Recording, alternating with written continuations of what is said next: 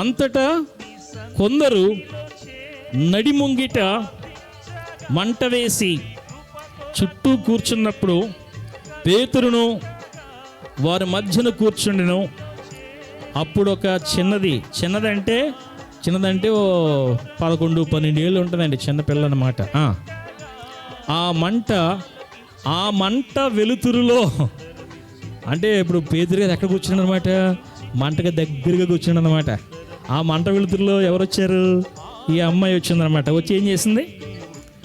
అతడు కూర్చున్నాడు చూసి మళ్ళా చూసింది, మళ్ళీ ఏం చేసింది?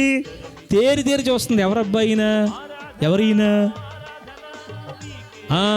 అక్కడ చూడండి ఏమని మాట్లాడుతుందంటే అమ్మాయి, ఈడు కూడా అతనితో కూడా ఉండినని చెప్పాను.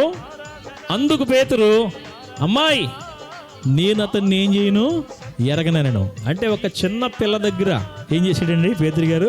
అబద్ధం ఆడాడు, ఒక చిన్న పిల్ల దగ్గర. దీన్ని బట్టి మనం అర్థం చేసుకోవాల్సింది ఏంటంటే, కొన్ని విషయాల్లో, చిన్న విషయాల్లో మనం అపనమ్మకస్తులం అయిపోతాం. చాలా చిన్న విషయాల్లో మనం ఏమైపోతామంటే దేవుడిని గాయపరుస్తూ ఉంటాం.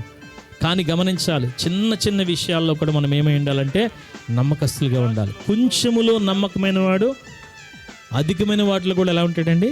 నమ్మకంగా ఉంటాడు. చిన్న విషయాల్లో అపనమ్మకస్తులైన వాడు పెద్ద విషయాల్లో కూడా ఏమవుతాడు? అపనమ్మకస్తులు అవుతాడు. కానీ ఒక చిన్న బాలిక దగ్గర పేతురు గారు అబద్ధమాడి, అమ్మాయి నేను ఆయన్ని ఎరగను